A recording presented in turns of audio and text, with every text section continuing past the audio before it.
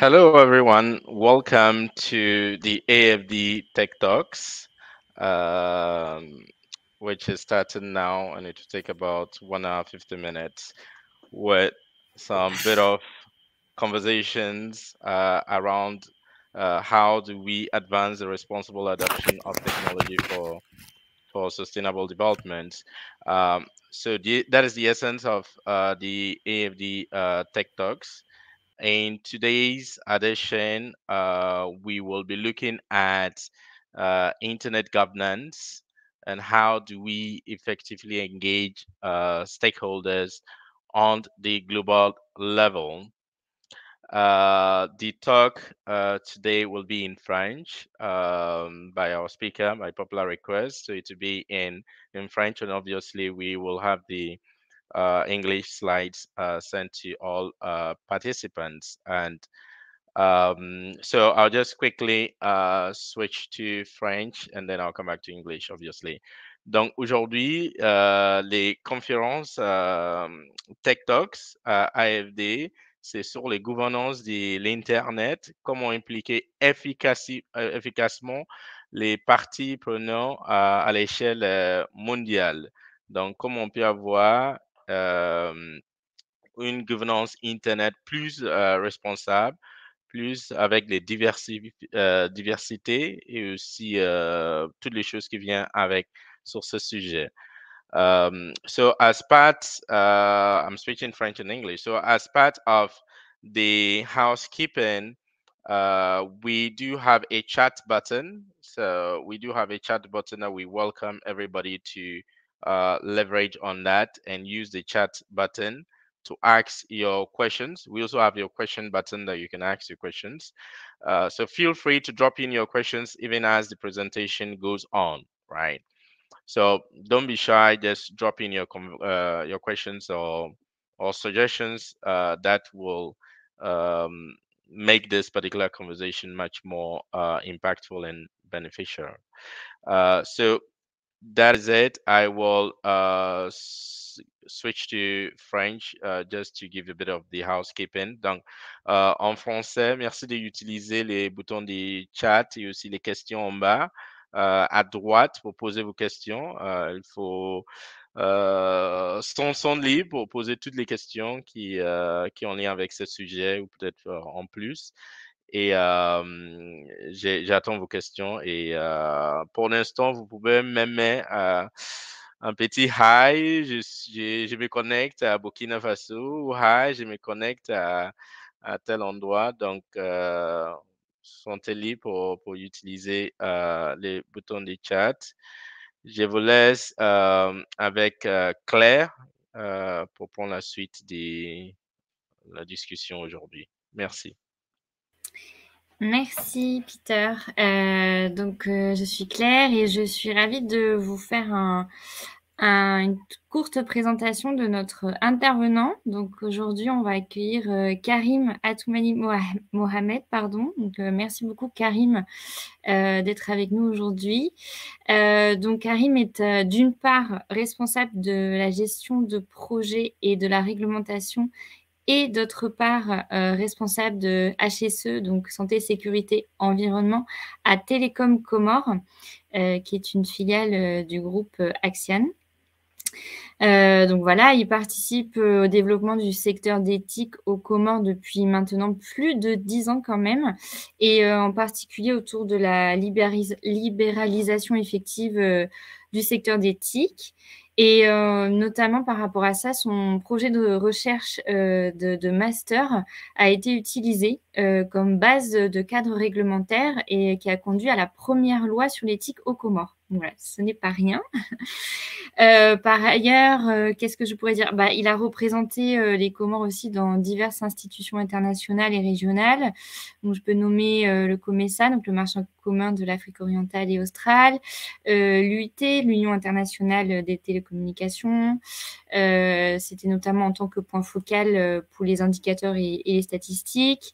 Et aussi le comité consultatif gouvernemental, le GAG de l'ICANN, donc en français la Société pour l'attribution des noms et de domaines et des numéros sur Internet, et également le point focal de l'UNECA, donc la Commission économique pour l'Afrique des Nations Unies. Donc voilà, donc je vais laisser Karim nous faire une présentation d'environ 30 minutes et après ça, on aura un échange. Donc n'hésitez pas à interagir encore une fois dans le chat, poser vos questions, vos commentaires. On sera ravis de les lire et de pouvoir les utiliser au fur et à mesure de la présentation. Merci. Karim, on t'écoute. Merci beaucoup Claire, Peter, pour l'accueil et effectivement tout le temps que nous avons passé à préparer cette conférence. Comme ça a été dit, je suis effectivement dans l'écosystème de l'Internet et notamment sur la gouvernance de l'Internet. Et c'est dans ce cadre-là que je souhaite effectivement partager mon expérience et surtout de soulever le point qui nous amène à la conférence d'aujourd'hui sur comment impliquer efficacement les parties prenantes à l'échelle mondiale. Donc, comme ça a été dit, j'ai eu l'opportunité de siéger au sein du MAG, le Multi-Stakeholder Advisory Group. C'est un groupe qui est mis en place par le secrétaire général des Nations Unies sur la préparation de l'agenda de l'organisation du FGI. Donc, on va voir ça en détail dans la présentation. Et l'idée, c'est de voir comment impliquer efficacement les parties prenantes à l'échelle mondiale. Pourquoi? Parce qu'effectivement, il y a certaines parties prenantes qui sont laissées de côté et c'est ce qu'on va essayer de parcourir durant cette présentation. Donc, comment impliquer efficacement les parties prenantes du monde entier dans le processus de gouvernance de l'Internet? Pourquoi? Pour garantir la prise en compte des enjeux de diversité et de durabilité. Nous le savons tous que la diversité est source de progrès, la diversité est source d'innovation, parce que ce que les uns et les autres font de leur côté, dans leur côté, peut apporter de l'innovation pour tout le monde. Et quand on parle d'Internet, c'est peut-être l'un des clés de succès de l'Internet, c'est l'innovation et c'est ce qui permettra de garantir à ce que l'Internet continue à exister dans le temps. Et donc, comme fil de discussion, on va rapidement voir qu'est-ce que l'Internet, tout le monde le sait, mais si on veut justifier pourquoi on doit faire la gouvernance de l'Internet, il faut rapidement se rappeler c'est quoi l'Internet. Ensuite, il y a ce qu'on appelle le modèle multi-acteur et les principes directeurs de la gouvernance de l'Internet. Donc, la gouvernance de l'Internet est particulière parce qu'elle implique plusieurs groupes d'acteurs ou de parties prenantes. Et il y a certains principes qu'il faudra essayer de voir. Et parmi toutes les formes ou toutes les activités sur la gouvernance de l'Internet, on va essayer d'aborder le cas du forum sur la gouvernance de l'Internet, là où j'ai eu à participer, à prendre part au niveau du MAG. Et dans ce cas-là, comment est-ce que le forum sur la gouvernance de l'Internet est organisé, le processus, comment est-ce que les parties prenantes sont impliquées, sont engagées, quelques statistiques sur les participations et là où je voulais vraiment en venir, les lacunes et qu'est-ce qu'on pourrait améliorer pour qu'effectivement, il y ait un engagement des parties prenantes pour le multilinguisme. Et donc, après, comme ça a été dit, on pourra discuter, échanger avec tous les participants. Donc, rapidement, l'Internet, tout le monde l'a connu ou le connaît comme étant une technologie. C'est une technologie qui nous permet tous de communiquer, qui permet à chaque vie sur Terre, de manière directe ou indirecte, d'améliorer le quotidien. L'Internet, c'est également, effectivement, cet outil qui permet de connecter les milliards de citoyens du monde à travers les machines, les ordinateurs que nous utilisons tous, que ce soit un téléphone, que ce soit un ordinateur, tout outil que nous connaissons aujourd'hui, quand on parle de l'Internet des objets, il y a d'inimaginables outils qui peuvent être connectés, qui permettent à tout le monde de communiquer. Mais l'Internet, c'est aussi cette capacité d'automatisation. Aujourd'hui, on peut faire beaucoup de choses à distance. Moi, je suis aux Comores actuellement. Peter, Claire et toute l'équipe se trouvent peut-être en France, mais nous sommes tous unis et on peut, au-delà de cette présence, automatiser, on peut rendre automatique certaines tâches et c'est une autre dimension que Internet nous apporte qu'il faut souligner. Par ailleurs, il faut comprendre que ce que les utilisateurs maîtrisent aujourd'hui de l'Internet, c'est une partie à l'image de l'iceberg que vous voyez. Il y a une partie qu'on peut qualifier, ce qu'on parle de web surfacique, c'est ce que nous avons tous accès, les blogs que vous voyez, les sites d'information, YouTube, ça ne représente que 4% de l'Internet. Par contre, il y a une partie qui, ce qu'on appelle le deep web, qui est un peu plus enfoui, où il faut utiliser des outils, les messageries, les portails cryptés, où il faut des codes d'accès. Ça représente 96%.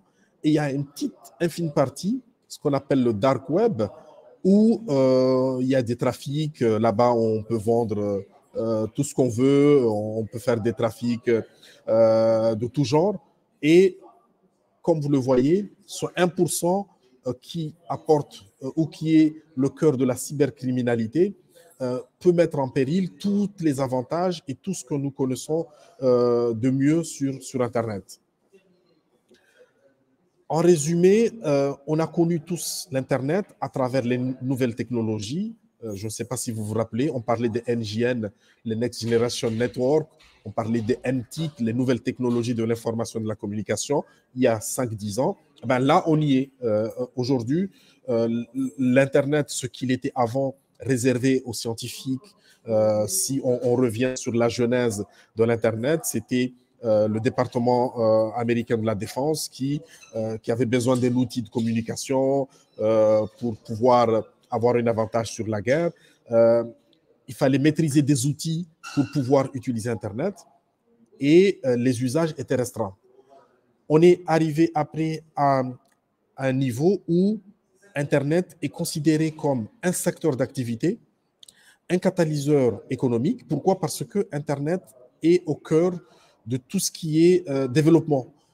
Quand on parle de tourisme, quand on parle de développement économique, on se base, on s'appuie sur Internet pour pouvoir développer une nation, une organisation, etc. Et sans s'en rendre compte, l'Internet aujourd'hui est devenu l'économie mondiale. On a vu les effets que peuvent avoir une rumeur qui peut faire crouler une banque en un rien de temps. On peut voir la richesse créée par Starlink, par exemple, ou Elon Musk, ou la Silicon Valley. Donc, aujourd'hui, l'Internet n'est plus ces outils, n'est plus ce secteur d'activité, c'est l'économie même. Donc, aujourd'hui, il faut se rendre à l'évidence de l'importance de l'Internet. Pourquoi? Parce que ce n'est plus cet outil réservé à certaines personnes, mais c'est au cœur de tout ce que nous faisons. Il y a des outils aujourd'hui qui permettent même de mesurer ce qu'on appelle le Digital Quality of Life. On peut vérifier la qualité du digital, on peut vérifier l'Internet Affordability, on peut vérifier la qualité de l'Internet, les infrastructures, la qualité de la sécurité. Donc, tous ces indicateurs viennent nous donner des informations, viennent nous donner les indicateurs pour qu'on puisse savoir comment évoluer, comment vivre dans ce monde numérique qui est l'Internet. Et donc, la question, comme je le disais tout à l'heure, pourquoi gouverner Internet? Mais quand je viens de dresser le tableau que j'ai dressé, on peut comprendre que gouverner Internet est important et gouverner Internet, ce n'est pas de la simple gestion. Ce n'est pas gérer des ressources rares comme on gère des fréquences, par exemple. Ce n'est pas de la régulation comme on a vu quand on régule le secteur des télécoms, on régule le secteur des communications électroniques. Ça, c'est un secteur d'activité. Ce n'est pas de l'administration comme on a des administrations publiques ou privées qu'on est en train de gérer. La gouvernance renvoie à un système d'entités décisionnelles qui dirige un certain domaine d'activité, autrement dit, à un système de gouvernance, impliquant notamment une structure de gouvernance et un dynamisme de système. Là, on parle de processus de gouvernance, activités de gestion, etc. Donc, on va voir tout à l'heure que la gouvernance, de par l'importance du domaine ou de l'Internet, nécessite à ce qu'on ait un système, on ait des codes, on ait une manière commune de gérer cette ressource qui nous impacte tous parce que qui est l'économie même du monde. Donc, quels sont les principes de gouvernance de l'Internet? D'abord, participation ouverte, inclusive et transparente. C'est important de savoir que tout le monde doit être sur la table pour la gestion de l'Internet. Donc, on doit être inclusif et transparente. La prise de décision basée sur le consensus. On n'est pas là pour imposer, mais on est là pour se convaincre de ce qui est bien, de ce qui est mauvais. La gestion collective. On va voir que la gestion de l'Internet est décentralisée. Il y a beaucoup d'instances techniques, politiques, parties prenantes. Cette gestion ne repose pas à un seul acteur. Approche pragmatique et basée sur les faits. C'est là où il est important à ce que chaque utilisateur vienne parler de son vécu, de l'expérience qu'il a avec Internet, et innovation sans permission. Pourquoi innovation sans permission? Tout ce que je disais tout à l'heure en termes de diversité, chacun peut faire ce qu'il veut sur Internet dans la mesure où tout ce que chacun de nous peut faire sur Internet est source d'innovation. Donc, on n'attend pas d'une validation pour innover sur Internet. Mais chacun de nous a la possibilité, de par la manière dont Internet a été bâti, on a toutes les aptitudes et potentiels à innover, à faire évoluer les choses. Donc, on revient à la notion de gouvernance de l'Internet. Dès 2005, on parlait c'est le secteur privé en quelque sorte qui coordonnait la gouvernance de l'Internet, d'un processus de bas en haut, bottom-up. On part de la base, des utilisateurs, des usagers, pour monter jusqu'à avoir les instances techniques, etc. Et donc là, ce modèle de bas en haut a évolué pour devenir le modèle multi-acteur de gouvernance de l'Internet que nous connaissons aujourd'hui. Donc, la définition commune utilisée, c'est que la gouvernance de l'Internet est l'élaboration et l'application conjointe par les États, le secteur privé, la société civile et les organisations internationales dans le cadre de leurs rôles respectifs de principes, normes, règles, procédures de prise de décision et programmes propres à façonner l'évolution et l'usage de l'Internet. C'est quand nous, on fait les formations sur la gouvernance de l'Internet, cette définition, on l'explique en une journée. Pourquoi? Parce que il est important de comprendre chaque terme avant de comprendre l'ensemble. Pourquoi? Parce que on a une ressource commune qui est l'Internet, on a des acteurs, on a l'objectif de faire fonctionner ce bien commun. Donc, il faut qu'on puisse le faire en respectant chacun. Quand je prends un acteur comme un gouvernement doit garantir certaines conditionnalités, le cadre législatif. Par contre, les techniques doivent garantir la neutralité du net, par exemple. Donc, chacun dans son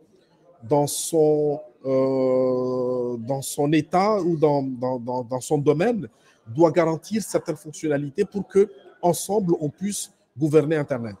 Donc, cette définition reconnaît les rôles et responsabilités de chaque groupe de parties prenantes et souligne l'importance de la collaboration lors de la recherche de solutions dans l'intérêt de la croissance et du développement de l'Internet. On l'appelle aussi le modèle multi-acteur. Par contre, en termes de défis, la gouvernance de l'Internet se caractérise par la diversité des acteurs. Il n'est pas facile de mettre différents acteurs.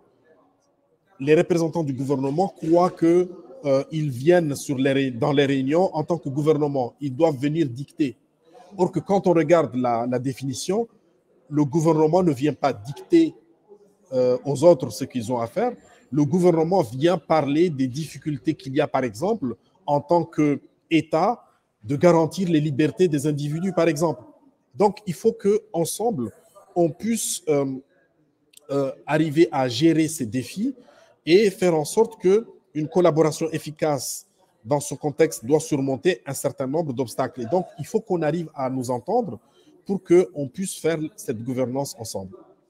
Je reviens sur cette image, ce graphe, qui peut sembler un peu difficile à comprendre, mais tout à l'heure, j'ai parlé de gouvernance de bas en haut, de bottom-up. Et quand vous voyez en bas, qu'est-ce qu'il y a en bas? C'est le monde entier. On a le monde et on a des citoyens du monde entier. Dans tous les continents, on voit des gens. Donc, la première étape, c'est les parties prenantes multiples. Ça veut dire que dans le monde, dans tous les coins du monde, chacun doit être en mesure d'exprimer ce qu'il vit, ce qu'il souhaiterait avoir comme fonctionnalité, comme garantie sur Internet. Et cette expression, quand elle est faite, on peut passer à des discussions, à des débats, comme le forum sur la gouvernance de l'Internet. On décide de certaines thématiques sur lesquelles on vient discuter avant que ce débat ne découle ou ne soit pas à l'initiative de politiques, de normes, parce qu'il y a des instances techniques qui peuvent prendre l'expression de tous afin de le traduire en normes, en techniques, en standards opérationnels et qui s'appliquent à tout le monde après.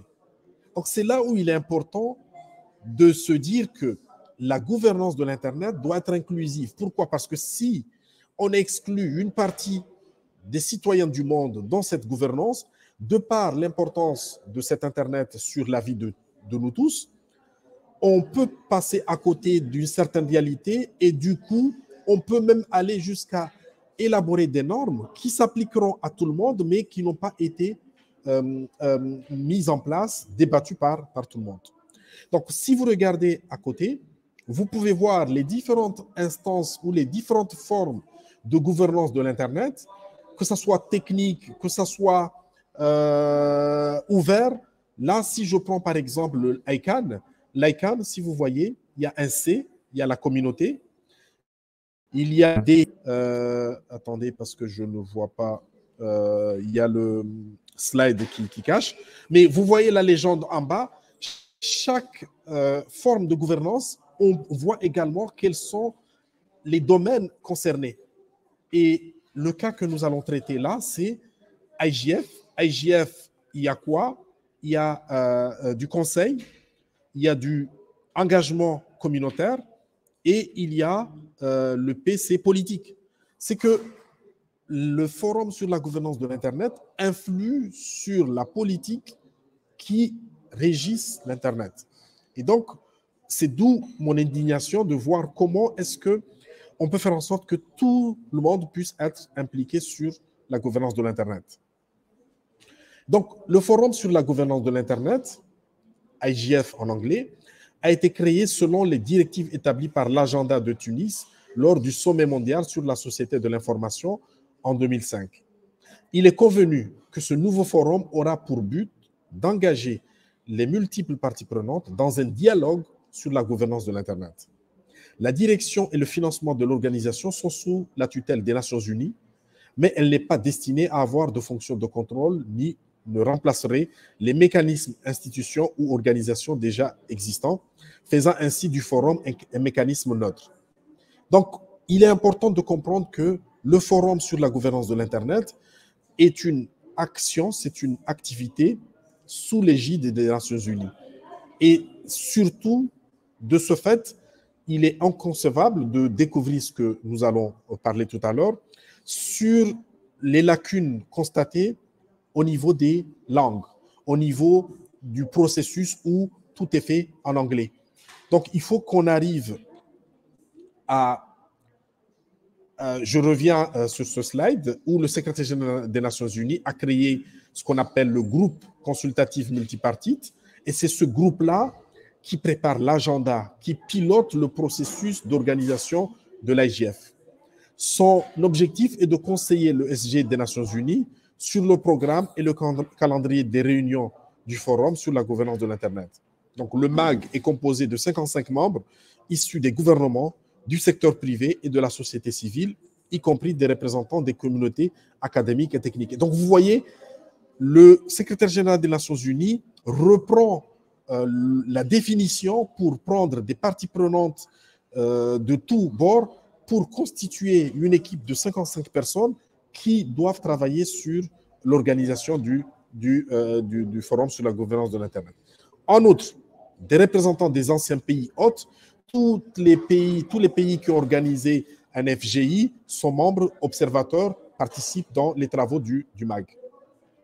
Là, je vous montre l'exemple, c'est la chronologie des actions pour l'organisation en octobre, du 8 au 12 octobre 2023, on aura la 18e édition du Forum sur la gouvernance de l'Internet sous l'égide des Nations Unies. Mais avant d'arriver en octobre, il y a tout un ensemble d'actions, que ce soit le IGF Community Call for Taking Stock Input, IGF Community Call for Thematic Input, First IGF Open Consultation and MAG Meeting. Claire et Peter, vous étiez à Vienne durant cette réunion. Donc, comme vous voyez, l'organisation d'un FGI, c'est un processus qui demande la participation de tout le monde pour garantir que la réunion, les thématiques, les sujets discutés proviennent des propositions de tout le monde. Et si on regarde en termes de statistiques, on peut bien voir qu'il y a une diversité des parties prenantes. On voit bien que les participants dans le FGI proviennent de toutes les régions du monde.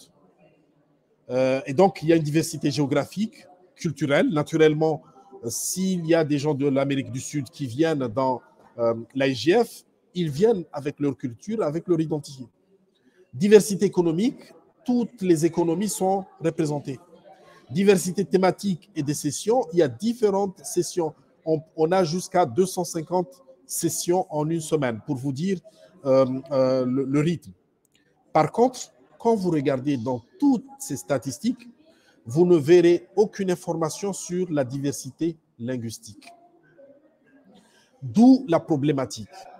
Comment est-ce que nous garantissons que ce que je viens de montrer sous l'égide des Nations Unies, où on veut être le plus inclusif possible, qu'un processus puisse se faire en une seule langue, qui est l'anglais, malgré le caractère UN de l'activité. Là, par exemple, c'est l'IGF de 2021, où vous avez même les statistiques du nombre de donuts qui ont été mangés.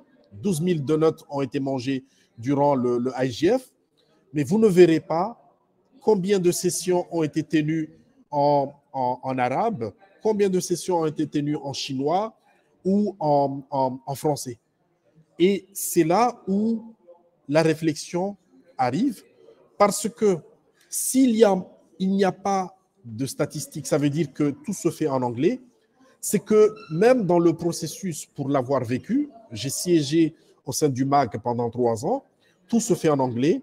Même le formulaire de soumission des sessions qui sont organisées durant l'IGF, le formulaire est en anglais.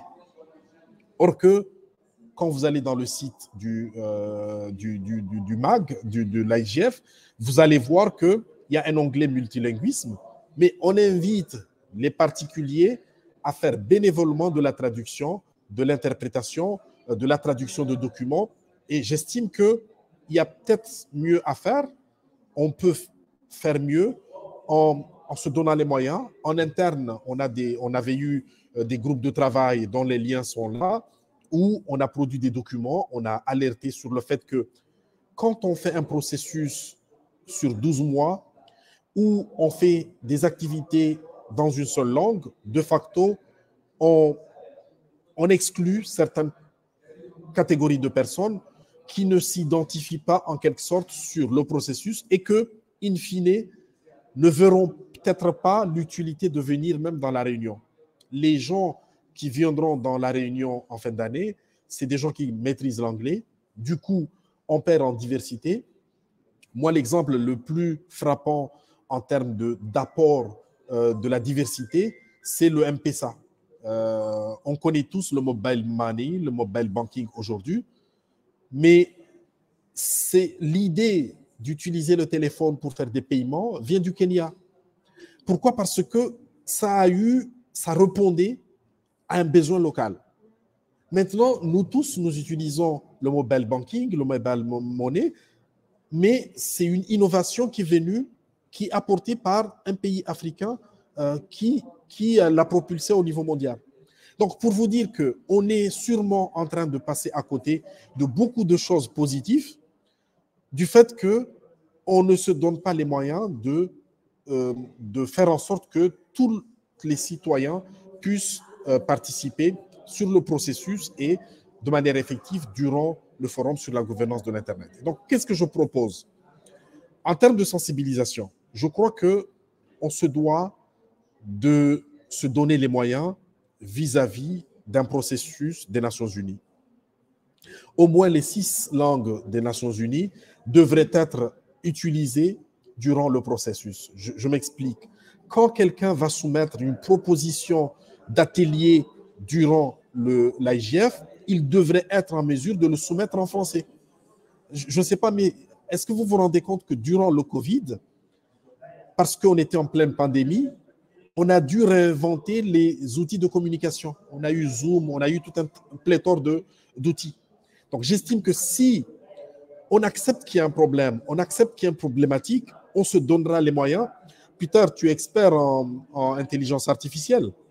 Aujourd'hui, on est en train de prôner ChatGPT 4. On dit qu'il a des capacités exponentielles en termes de traitement de l'information. Je ne juge pas de ce que ça apporte, mais je veux dire, aujourd'hui, quelqu'un qui soumet un projet d'atelier en français, ce projet peut facilement être traduit en anglais si l'évaluateur qui est dans le MAG doit l'évaluer en anglais. C'est lui qui soumet un projet en arabe, on peut facilement le traduire pour que d'autres personnes qui ne parlent pas arabe puissent l'évaluer. Mais le fait de dire que tout le monde doit soumettre les workshops proposals en anglais, de facto, on met un entonnoir et on exclut certaines personnes qui ne pensent pas, qui ne réfléchissent pas en anglais. Donc, il faudrait qu'en termes de sensibilisation, on arrive à expliquer l'exclusion d'une grande partie des parties prenantes du processus d'organisation du FGI. Impliquer à travers les langues des Nations Unies pour tirer profit des effets positifs de la diversité sur l'évolution de l'Internet, comme je l'ai expliqué. Mais en ayant siégé au sein du MAG, je sais pourquoi, en partie, certaines choses ne sont pas faites, c'est les moyens financiers.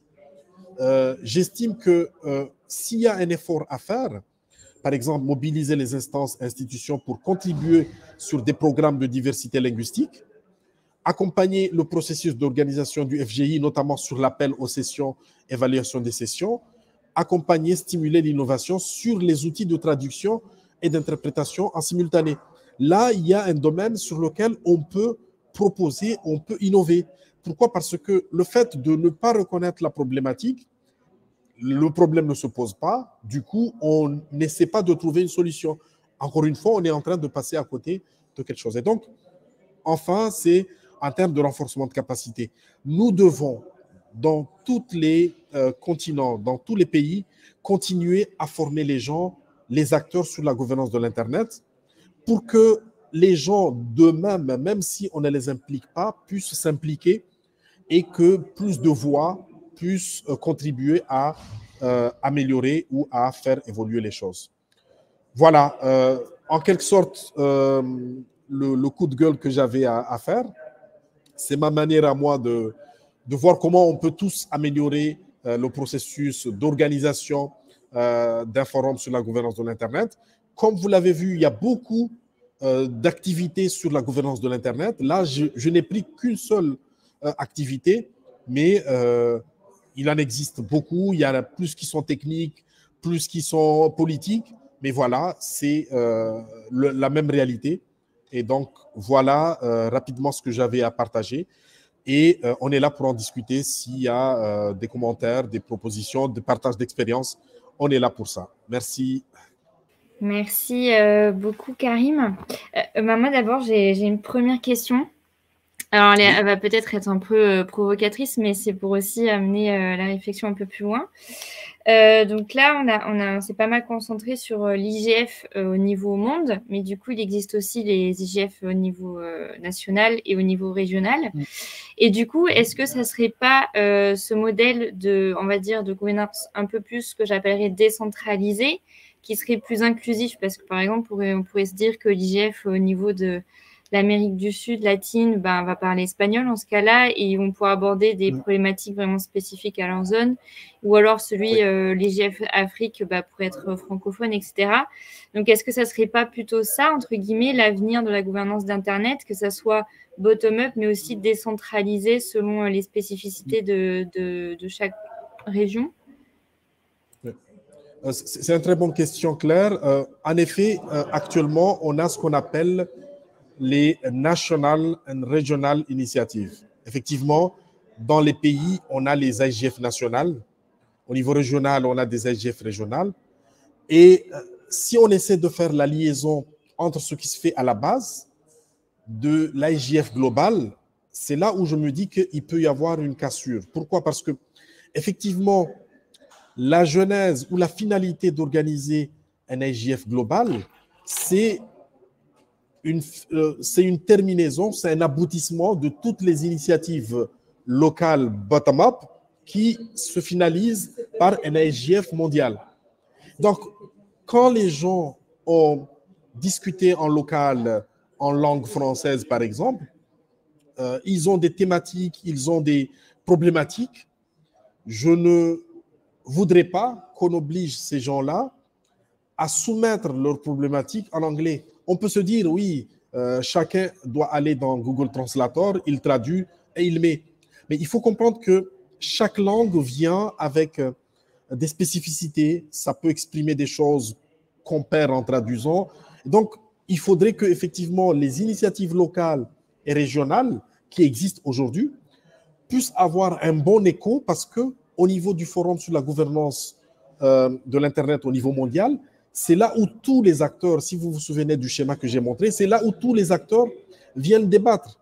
Et donc, ce que j'ai fait en langue locale ou en langue française, je parle des 6 langues des Nations Unies, pourquoi on ne donnerait pas aux gens la possibilité de s'exprimer et ne pas prendre la problématique sur la traduction et l'interprétation, mais de prendre ça comme des opportunités et faire développer des outils d'interopérabilité entre les instances. Voilà. Ok, merci. Et du coup, j'avais aussi une deuxième question, toujours en rebondissant sur une partie. Donc, par exemple, que la traduction est proposée d'être faite bénévolement. Et ce qui amène aussi le sujet du financement. Donc, si j'ai pas faux, les Nations Unies ne donnent pas de financement à ce forum. C'est plus des donations, des sponsoring, etc. Alors que, par exemple, si on veut un peu apporter une nuance, récemment, il a été mentionné dans Our Common Agenda des Nations Unies par Antonio Guterres. Donc, ça veut dire que voilà, on a reconnu l'importance de l'IGF, de s'appuyer sur ce qu'il fait, etc. Mais pour autant, il ne va pas y avoir de financement qui est accordé, qui pourrait justement débloquer peut-être ce genre de soucis d'inclusivité. Pourquoi, en fait, il y a eu ce choix-là? Et est-ce que ça serait, est-ce que ça devrait évoluer, ou est-ce que ça devrait rester comme c'est? En fait, il faut comprendre en effet que le financement de l'IGF ou de ce genre de réunion, c'est des instances qui font des contributions des gouvernements. Et c'est là où c'est un peu dangereux aussi. Pourquoi? Parce que quand on accompagne, quand on met de l'argent sur la table, on peut influencer. Je ne dis pas que c'est le cas, mais je me dis qu'on peut aussi influencer sur les agendas. Et c'est là où moi, je me demandais, comment se fait-il que, ou comment peut-on mobiliser. Je vois par exemple l'AUF, l'Agence universitaire de la francophonie, je vois l'OIF,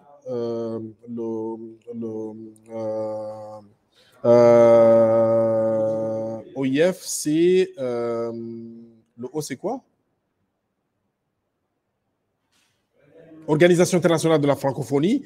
Ils ont des programmes, ils appuient le renforcement linguistique des États de la francophonie.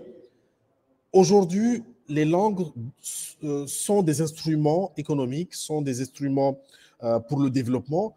Et je crois que si ces instances pouvaient accompagner, comme je l'ai dit tout à l'heure, que lorsqu'on reçoit les sessions proposal au niveau de l'organisation de l'AJR, on dit qu'il n'y a pas des gens qui parlent français qui pourraient évaluer des soumissions en français.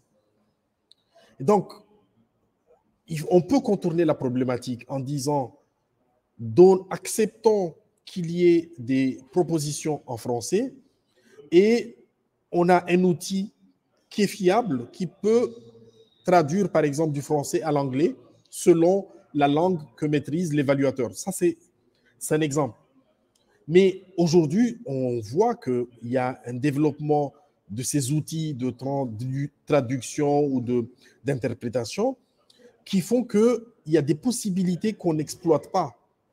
Et donc, à mon sens, les Nations Unies continuent de piloter ou d'impacter la gouvernance de l'Internet du fait que le processus a été rattaché au niveau des Nations Unies, mais en termes de moyens, soit on trouve une manière de dire aux Nations Unies de mettre plus de fonds, mais les Nations Unies, c'est qui? C'est les États, c'est les organisations internationales qui peuvent contribuer plus ou moins à ce que les choses puissent être réorientées dans un autre sens. Merci Karim. Merci Claire. C'est une discussion tellement passionnante qui soulève pas mal de questions. Pas mal de questions. Oui. Quand écoute Karim, te donne beaucoup force sur les volets langues. Je sais qu'il y a beaucoup de langues partout dans le monde.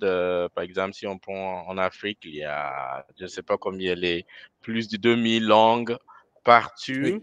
La question qui se pose, c'est que comment on peut faire un consensus sur les types de langues, parce que si on parle de diversité des langues, jusqu'à combien les langues qu'il faut permettre dans cette partie. Donc, ça, c'est juste une volée sur ça pour voir est-ce que il y a une limite, vu qu'il y a une diversité des langues qui ne se parlent pas, qui sont un peu différentes, comment on peut avoir vraiment un consensus sur ça. Donc, ça, c'est la première partie. L'autre partie, c'est que, à part les langues, qu'est-ce qu'on peut faire vraiment pour avoir un engagement efficace avec les parties prenantes sur cette gouvernance des données? Est-ce que les participations des citoyennes peuvent jouer un rôle? Est-ce qu'il y a une marche en cours? Qu'est-ce qu'on peut faire? Donc, c'est les deux volets. Je vous laisse réagir après. Oui. Merci pour ces deux réflexions. En effet, pour avoir participé à des sessions sur la gouvernance de l'Internet en Afrique, on se pose effectivement la question sur la diversité linguistique, la pléthore, le nombre assez élevé de dialectes locaux. Et moi, mon plaidoirie, c'est que tant qu'on n'enseigne pas des langues, parce que pour qu'on puisse mettre plusieurs langues dans des systèmes de traduction automatique ou d'interprétation, il faut aussi que ces langues soient enseignées, soient étudiées, soient normées, ce qui n'est pas le cas. Donc, c'est pour cela que je me limitais ou je prônais les langues des Nations Unies qui sont, on peut dire, qui peuvent être fédératrice sur certaines régions ou sur toutes les régions du monde. On a une langue qui est caractéristique de la région. Donc, encore une fois, ces défis apportent des opportunités en termes d'enseignement, en termes de recherche, en termes d'innovation, parce que les langues qu'on veut avoir le plus sur Internet doivent être normées, doivent être enseignées, et ça permettrait d'apporter effectivement cette diversité. Le deuxième point, c'est qu'effectivement, il y a d'autres domaines où on peut améliorer pour aider les gens à prendre part à la gouvernance de l'Internet. Il y a des gens qui ne peuvent pas se déplacer pour aller exprimer leur voix, même si ils peuvent comprendre ce qui se dit, ils peuvent contribuer, mais ils n'ont pas les moyens d'aller sur place. On peut dire, oui, il y a les Zooms, mais quand on est ensemble sur la même table, ce qu'on peut décider, la réaction que peut avoir l'autre en face de toi avec l'expression du visage, est plus caractéristique ou est plus parlant que ce qu'on peut s'écrire à distance. Et donc, il est également important d'accompagner, la constitution de FGI locale, l'organisation de FGI régionale, parce que c'est quand on a des FGI au niveau régional qu'on se prépare effectivement à aller au niveau mondial. Et donc, aider, accompagner les citoyens à pouvoir prendre part au forum sur la gouvernance de l'Internet, c'est contribuer au développement de l'Internet. Et je le précise, aider les gens à prendre part au FGI, ce n'est pas seulement les 5 jours de réunion, ce qui se passe passer à Tokyo. Aider les gens à participer à la gouvernance de l'Internet, c'est s'assurer que les gens sont en mesure de soumettre des thématiques, de soumettre des propositions de session, etc., pour que les problématiques de chaque région du monde puissent être débattues, discutées lors des réunions régionales ou mondiales. Et donc, ce n'est pas tant un moyen pour voyager, mais nous assurer, parce que je prends l'exemple frappant, quand on demande les prises en charge au niveau des Nations Unies pour aller dans ces réunions, les gens qui participent dans des sessions, les gens qui sont dans des groupes de travail sont de facto octroyés des prises en charge. Mais si le processus a été fait de manière exclusive, de facto, c'est lui qui a pu bien rédiger en anglais sa thématique a peut-être plus de chances que celui qui l'avait fait en arabe et qui devait le traduire en français, en anglais, pardon, et s'assurer que la traduction est bonne avant de le soumettre. Et donc, c'est l'assouplissement de ce niveau de complexité, à mon sens, qui permettra de faciliter la participation du plus grand nombre dans les FGI. Très bien, Karim. C'est super. J'ai vu que Lucie aussi parle pas mal sur les chats. Il y a des questions qui viennent sur les tables. Je pense que je vais prendre un par un. À propos des enjeux des AFD autour des IGF, qui était posé par, je pense que c'est Pascal. En fait, nous, on entend pour voir l'avancement des technologies, comment on peut avoir un avancement des technologies responsable pour les développements. OK? Et on voit l'avancement des technologies, c'est partout dans le monde. Et nous, on veut aussi avoir, les choses qu'on appelle c'est innovation partagée. OK? On veut voir les types d'innovation qui vers les nord, vers le sud vers le nord. OK? Et le sujet des gouvernance Internet, on pense que c'est important parce que ça soulève pas mal de questions. Tout à l'heure, Karim avait parlé, par exemple, des chats GPT. Il y a l'avancement des IA partout. Comment ça touche sur les libertés publiques? Comment ça touche sur les démocraties? Pas que sur les chats GPT. Même les chats GPT, comment ça touche sur les intégrité dans l'éducation? OK? Et tout ça, ça touche sur les développements durables. OK?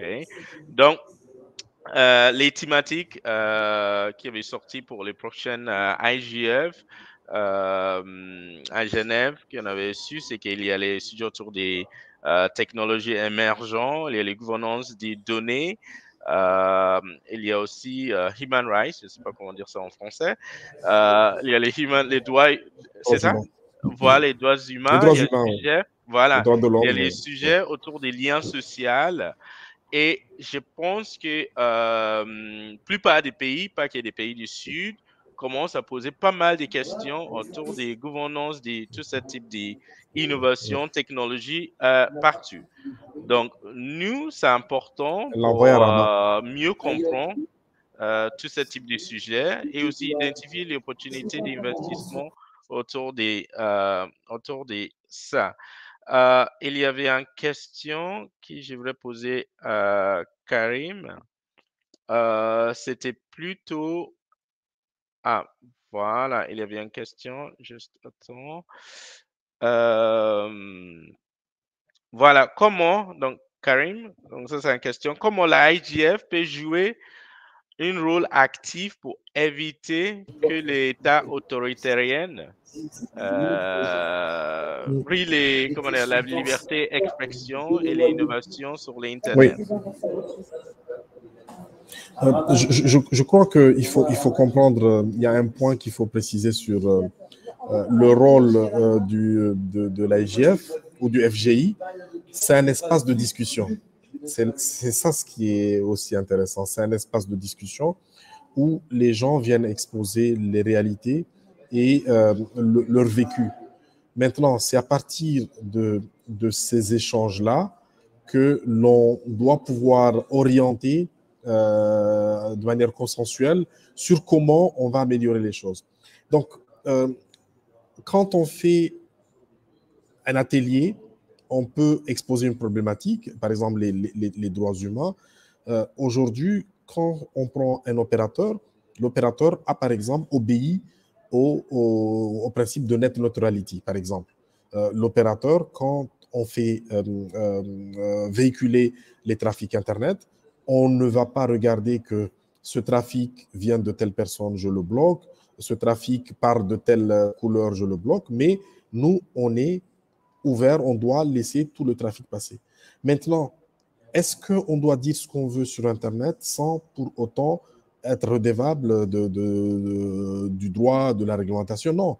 Maintenant, c'est à nous tous de voir comment est-ce qu'on doit mettre en place des instances, des mécanismes qui permettent à la personne qui est sur Internet d'être identifiée et le cas où il a enfoncé, où il a fait quelque chose qu'il ne faut pas, de pouvoir l'identifier et le sanctionner. Donc, le fait d'avoir une vie sur Internet ne doit pas être coupé de la réalité où on a des polices d'investigation. Il est important de comprendre que inviter les gens à utiliser Internet, ou même si ça s'impose à eux, on doit pouvoir les rassurer sur les risques liés à la cybersécurité, la mise en place des CERT. Les CERT, c'est les équipes de réponse aux incidents, s'il y en a. Donc, vous voyez, il y a tout un tas de mécanismes qui font que dans l'IGF, on ne va pas venir dicter ce qu'il faut faire. Dans l'IGF, chacun viendra dire ce qui va, ce qui ne va pas, et on essaie ensemble de voir, mais si ça ne marche pas comme ça, pourquoi ne pas orienter les choses dans ce sens? Et on va jusqu'à l'ITF. L'ITF, c'est là où on fait les RFC, on élabore des documents normatifs qui gouvernent les aspects techniques de l'Internet. Parce qu'il ne faut pas oublier que derrière tout ce que nous sommes en train de faire là, il y a des protocoles, il y a des normes à respecter. Et l'évolution ou la mise à jour de ces normes dépendent du vécu de chacun. Donc, il faudrait que chaque citoyen puisse exprimer son vécu sur l'esplanade forum sur la gouvernance de l'Internet, que les experts techniques puissent comprendre où est-ce qu'il y a une difficulté, qu'on puisse débattre jusqu'à ce que, comme je l'avais montré sur l'image, on arrive au sommet où des normes, des politiques sont établies. Très bien, merci Karim. Comme tu dis, IGF, c'est un lieu de dialogue, discussion. Et Voilà. j'ai vu qu'il y avait une question par Cynthia Najarian. Comment pouvons-nous garantir que les décisions seront respectées? Et quelles mesures doit-on prendre pour protéger les gens en cas de fraude? Donc, c'est une des questions comme ça. Je ne sais pas si tu veux Oui. réagir sur ça. Oui, effectivement, il faut rassurer les gens. Moi, l'exemple que je prends, c'est est-ce que je demande à mes enfants de ne pas sortir dehors parce qu'il y a des chauffards, il y a des gens qui roulent vite, ou bien j'explique à mes enfants que pour traverser la route, il faut regarder à droite et à gauche avant de traverser. C'est la même logique sur Internet. La même logique, c'est qu'il y a des postures, il y a des comportements que nous devons avoir et il faut rassurer les gens que quand tu viens sur Internet, euh, euh, voici comment les choses peuvent se faire et ne pas se faire. Et donc, je précise que le forum sur la gouvernance de l'Internet n'est pas une instance de décision. C'est un espace d'échange, de dialogue, de manière consensuelle. Mais pour revenir à ce que Cynthia demande sur sa question, effectivement, les normes établies de manière consensuelle par les parties prenantes, il faut les respecter. Si on ne les respecte pas, il y a également des mécanismes qui sont là pour permettre d'identifier ou de corriger. N'oubliez pas qu'au début de ma présentation, j'ai montré que l'Internet est composé de 1% de dark web. Le dark web, c'est quelque chose de très enfoui sur Internet, où pour aller là-bas, naviguer, il faut des outils spécifiques pour pouvoir naviguer, etc. Donc, ce 1% impacte la sécurité et la confiance que les gens peuvent avoir sur Internet. Et pour finir, il y a effectivement ces groupes, ce qu'on appelle les CERT, Computer Emergency Response Team. Ça permet de pouvoir apporter des réponses quand quelqu'un se fait voler son identité, quand quelqu'un se fait passer par quelqu'un d'autre. Ces équipes-là doivent être en mesure de retracer et d'identifier qui a fait quoi et le neutraliser. C'est une réalité, c'est des choses qui existent. Maintenant, il faut que dans la conception du réseau, il y ait également un certain respect. Par exemple, si quelqu'un a une ligne ADSL chez lui, si cette personne a une identité, si un crime a été commis à partir du domicile de cette personne, on doit pouvoir remonter, localiser jusqu'à faire l'investigation totale. Donc, dans Internet, ce n'est pas une jungle, c'est un espace qui a des normes et qui a des mécanismes de gouvernance qui permettent à chacun de venir de manière rassurée, respectant les normes, de travailler en toute sécurité. Il y a également Olivier Allais, que je connais bien, qui demande comment l'IGF peut jouer un rôle actif pour éviter que des États autoritaires brident la liberté d'expression et d'information sur Internet. C'est une problématique que j'avais demandé à Addis Abeba quand on parle de fragmentation de l'Internet. Je vais pousser un peu la réflexion. Aujourd'hui, quand on parle de normes et standards, ça veut dire que nous sommes tous assis ensemble, on se convient qu'on fait les choses de cette manière. Maintenant, quand on a fragmenté l'Internet, on a 2 mondes, 3 mondes, 4 mondes. Ce que je considère comme réalité est considéré comme mensonge par les autres. Comment est-ce qu'on peut s'appuyer sur la même norme au moment où il y a des divergences? Et donc, la difficulté qu'apporte la fragmentation de l'Internet, c'est aussi le fait qu'on s'éloigne sur le respect des normes qu'on doit communément accepter et qu'on doit communément faire respecter. Et donc, l'IGF est un espace où, effectivement, ces réflexions doivent être mises sur la table.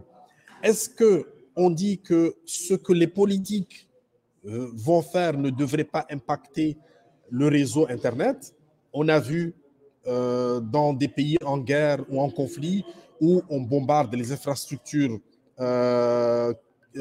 télécom. Du coup, on impacte la vie de ces gens-là encore plus parce qu'on on arrête carrément des sites énergétiques, l'économie, etc. Et donc, encore une fois, l'IGF, dans son rôle d'espace d'échange, on doit pouvoir venir chacun avec son idée. Et si tous les citoyens du monde venaient à poser cette question, peut-être qu'on arriverait à dissocier en temps de guerre, comme on s'est mis d'accord qu'en temps de guerre, on ne devrait pas bombarder les hôpitaux, peut-être qu'on devrait arriver à se dire qu'en temps de guerre, on ne devrait pas bombarder des infrastructures stratégiques Internet. Donc, vous voyez, c'est par la discussion de tout le monde que l'idée peut germer jusqu'à devenir une norme édictée à nous tous. Je ne sais pas s'il y a d'autres questions, mais voilà les petites réponses que je voulais apporter. Merci Karim. Moi, j'aimerais rebondir justement sur ce que tu viens de dire, notamment sur chacun doit venir avec son idée, etc. Donc, l'IGF, il y a notamment cette possibilité que tous les parties prenantes puissent contribuer via des formulaires, etc., au contenu du forum.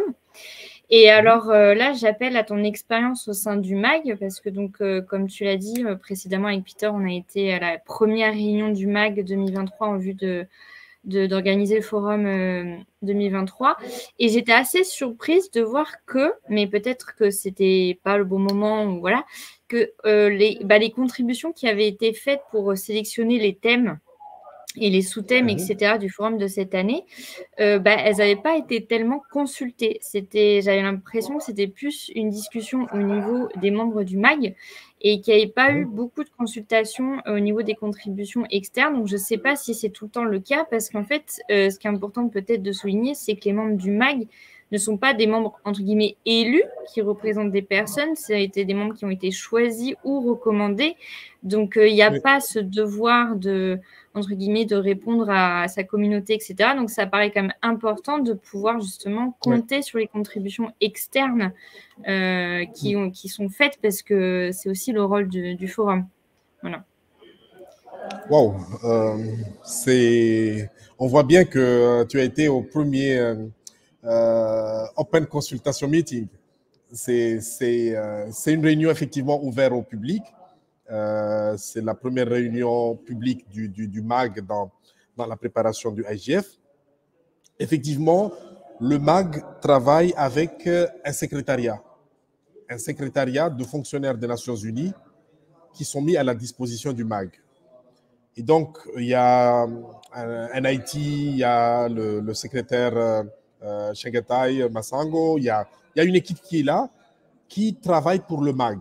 Donc, cette équipe, quand il lance les appels à thématiques, il va collecter les résultats, va faire des synthèses. Il y a des synthèses qui sont faites. On regarde quelles thématiques ont été soumises par beaucoup de gens. C'est là même qu'on voit l'importance de la participation de tout le monde. Parce que dès l'entrée de jeu, les thématiques qui ont été plébiscitées conditionnent les thématiques qui seront discutées, conditionnent les domaines qui seront traités jusqu'à la réunion de Kyoto. Donc, c'est pour vous dire que la tâche n'est pas facile. Pourquoi? Parce qu'il y a un ensemble énorme d'informations qui sont soumises par toutes les parties prenantes. Maintenant, on fait du statistique, on fait passer ça sur une moulinette et les thématiques les plus plébiscitées vont attirer l'attention. Maintenant, dans les discussions du MAG, on peut dire non, à l'heure actuelle, l'intelligence artificielle est d'actualité ou mérite une attention. Et je ne sais pas si vous avez remarqué, il y a un policy network qui a été mis en place sur l'intelligence artificielle. C'est voir l'importance qu'on donne à l'intelligence artificielle dans le processus d'organisation de l'IGF, au même titre que le Policy Network on Meaningful Access, pour voir comment est-ce qu'on peut donner de l'Internet signifiant aux populations. Donc, de loin, on peut croire que il n'y a pas eu de prise en compte. Mais si on regarde dans les documents partagés et qui sont publics, on verra les statistiques sur toutes les thématiques qui ont été soumises et le choix qui a été fait qui porte sur... Mais vous voyez, on peut en quelque sorte biaiser, on peut orienter, et c'est là où je dis qu'il y a des institutions qui doivent se réveiller pour faire en sorte que toutes les voix du monde puissent être entendues. Ils ne peuvent pas être entendus si ils ne peuvent pas s'exprimer dans une langue qui est prise en compte dans le processus. Je ne sais pas si je ne suis pas trop écarté de la question, mais bon, c'est complexe, j'avoue que c'est complexe, et voilà. C'est un sujet très, très dense, effectivement. Mais merci. Donc, je rebondis avec une question qui vient d'être posée par Lucien Castex, que je pense qu'on a aperçu à Vienne, d'ailleurs, et merci d'ailleurs pour toutes les informations partagées. C'est un collègue, c'est un ancien collègue. Et alors, il donne plus d'informations. Excuse-moi, il donne plus d'informations sur le chat que ce que je dis là en direct. Et donc, merci Lucien. Vous complétez parfaitement. Donc là, c'est comment vois-tu notre rôle, c'est-à-dire le rôle de l'AFD dans les différents forums de la gouvernance Internet, que ce soit au niveau monde, national ou régional? Moi, je crois que l'AFD, le groupe de l'AFD, comme j'ai parlé de l'OIF, on peut parler des mêmes instances dans le monde arabe, espagnol, se doivent de s'impliquer pour faire en sorte qu'il y ait des ressortissants francophones qui peuvent prendre part à ce genre de réunion dès le début du processus. Quand vous êtes parti à Vienne sur le premier Open Consultation Meeting, vous voyez bien qu'il y a des choses quand on n'est pas sur place, quand on n'est pas là en direct, ça peut ne pas être entendu. C'est durant ces réunions où on met en place le choix des working groups. Donc, vous voyez, ça peut paraître anodin, mais si dès à présent, nous nous préparons le workshop qu'on vient de tenir là, à faire en sorte qu'on se donne comme objectif d'avoir des thématiques débattues ou des sessions, parce que je ne dénigre pas les choix qui sont faits par les anglophones. Je dis tout simplement, il aurait été mieux que d'autres pratiquants d'autres langues puissent aussi s'exprimer. Mais les problématiques sur l'affordabilité de l'Internet, de l'accès, l'intelligence artificielle, c'est des problématiques qui s'appliquent à nous tous. Maintenant, comment est-ce que nous nous assurons qu'à Kyoto, la voix francophone sera présente? Comment est-ce que nous nous assurons que les problématiques inhérentes à l'Internet en Afrique vont pouvoir être exposées? Et là, les instances, que ce soit l'AFD, que ce soit l'Union africaine, que ce soit les partenaires, on se doit tous de comprendre comment ça marche pour mieux prendre part au débat. Voilà. Je suis diplomate un peu, mais je sais que nous tous, nous comprenons qu'est-ce que nous devons faire pour que notre participation et nos voix soient sur la table. Merci beaucoup, Karim. Merci, Claire. Merci à tous les participants. Oui, le temps passe très vite et on va clôturer. Donc, merci beaucoup. Je pense qu'il y a encore plein de choses à discuter, à voir ensemble. Par exemple, même les last questions, les dernières questions. Qu'est-ce que la AFD peut faire sur cette volet? Je pense qu'il y a encore des choses à regarder et discuter et voir qu'est-ce qu'on peut mettre sur les tables pour faciliter cet dialogue mondial avec les voix du Sud qui est important pour avoir les diversités, inclusion, avoir un développement durable pour les mondes en commun. Donc, je pense qu'il y a encore des discussions à voir. Je vois Lucien a partagé pas mal de choses. Je pense qu'il faut avoir les temps qu'on fait un point ensemble pour voir qu'est-ce qu'on peut faire pour avancer.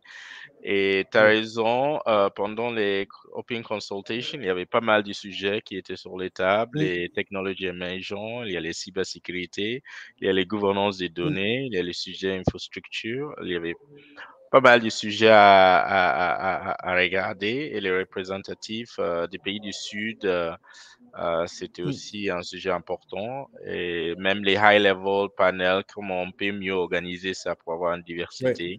Même diversité au niveau des gens, c'est aussi sur les tables. Donc, c'est un sujet passionnant, important, actuel. Et je dis merci beaucoup, Karim, pour avoir pris le temps pour Merci à vous. préparer sur ça. Et merci à Claire pour modérer cette session excellente. Je mélange anglais et français. Donc, merci à tous. Et je voudrais aussi envoyer mon remerciement à tous les participants en ligne et aussi hors ligne.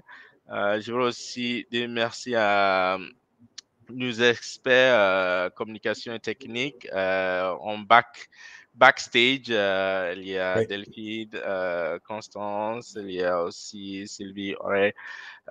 Merci beaucoup à tous et à tous. Et les prochaines AFD Tech Talks sera les 20 avril en 2023. Et on vous envoie toutes les invitations bientôt. Et à la fin du Tech Talk, on a un Tech Talk Takeaway. Donc, c'est un résumé de toutes les choses que Karim vient nous partager avec un lien vers les replays. Donc, on vous partage tout ça par mail. Donc, merci beaucoup. Merci. Et à très bientôt. Merci à tous. Merci. Ciao, ciao. Merci Claire. Merci Karim. C'est clair on s'est vu à Addis Abeba lors de l'IGF et c'est le fruit de cette rencontre qui a porté sur cette conférence. Merci à toute l'équipe de l'AFD Tech Talk et à tous les participants, les noms, je vois Serge, il y a toute la communauté francophone francophone africaine qui est là. Et donc merci à tous pour votre présence. Excellent, merci.